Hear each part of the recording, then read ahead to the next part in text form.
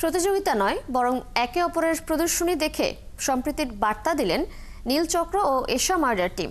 রবিবার বসুন্ধরা সিটির স্টার সিনেপ্লেক্সে অন্য ছবির কলাকুশলীদের নিজের সিনেমা দেখালেন এই দুই ছবির কর্তৃপক্ষ।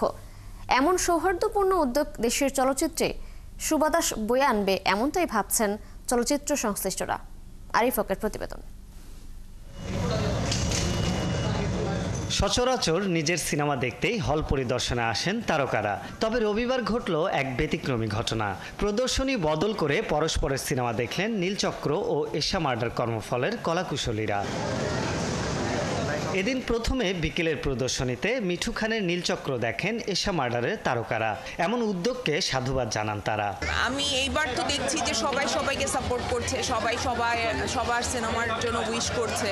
সো আমার কাছে তো জিনিসটা ভালোই লাগছে। এশা মার্ডার আমাদের সাথে অফার করছে, ইনসাফও আমাদের সিনেমা দেখবে, আমরা তাদেরটা দেখবো, তাণ্ডব দেখবো।